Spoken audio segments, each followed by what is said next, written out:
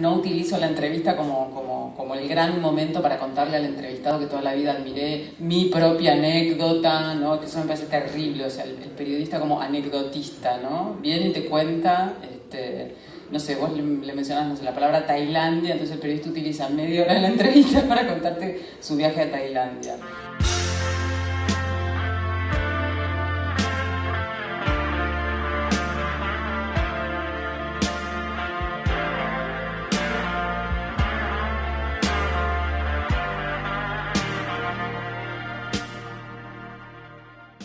Yo usualmente casi nunca, en pocas ocasiones en este libro hay perfiles armados a partir de una sola entrevista con una persona. Casi siempre vuelvo una, dos, tres, cuatro veces.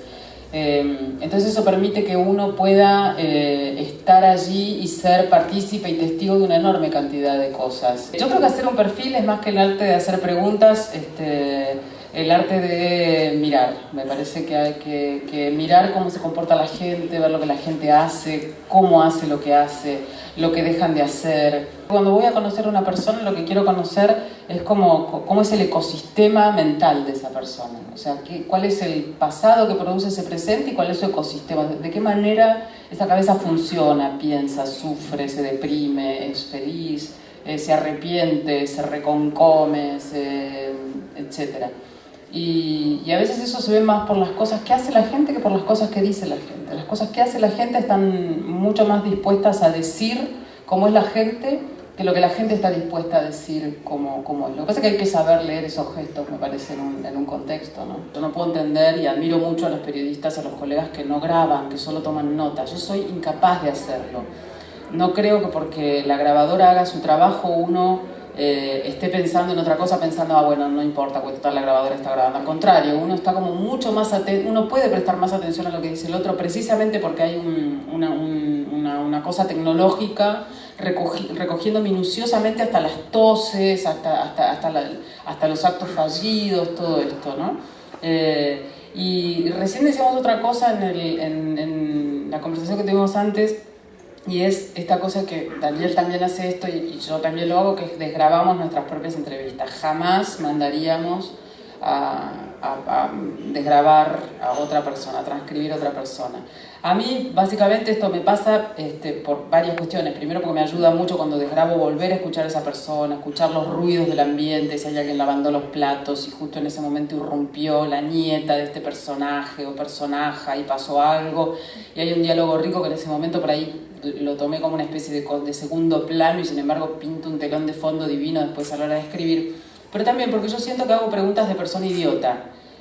O sea, mis entrevistas son las entrevistas de un personaje estúpido de 8 años que no sabe demasiado bien qué preguntar. Yo básicamente me dedico a callarme, escuchar, decir mucho ajá, ajá, mira vos, y cada tanto hago alguna pregunta. Yo me siento con una pila de medio metro de papeles, películas, libros, videos, documentos, etcétera, etcétera, y todo eso lo empiezo a volcar en un enorme documento monstruoso que al principio yo he llegado a pensar que las primeras versiones de los textos solo son como un mal necesario, digamos, y que esa primera versión del texto solo me sirve a mí para entender yo la historia. Si yo no la entiendo, no se la puedo explicar a un lector. Yo tengo como una especie de ejercicio que eso lo aprendí cuando recién empecé a trabajar en periodismo, que es no solo leer, digamos, como agotar, qué sé yo, las entrevistas, sino tratar de ser como imaginativa en términos de leer cosas asociadas con eso.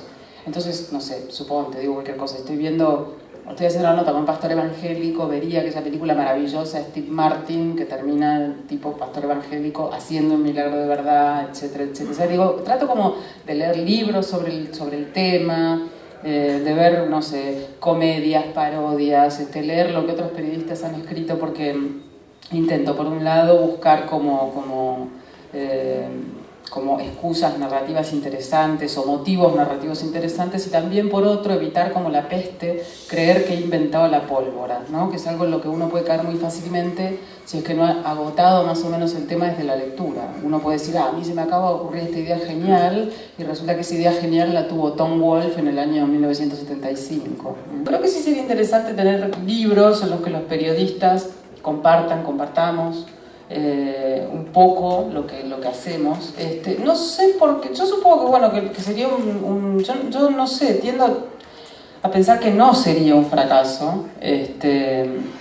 Me parece además que como con todas las cosas, hay mucha gente dispuesta a contar cómo lo hace y ávida de contarlo, porque además cuando uno se pone a pensar en cómo lo hace, es la primera vez que entiende cómo lo hace.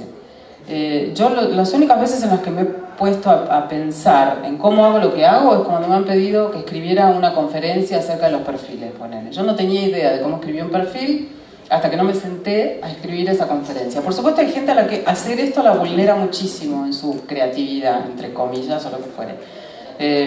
Hay gente que cuando se acerca demasiado a entender cómo hace lo que hace, siente que pierde algo de esa magia, si querés. A mí, por suerte, esto no me ha pasado, digamos. Yo puedo meter el dedo hasta el fondo de cómo hago las cosas y la verdad es que no siento que eso me vulnere.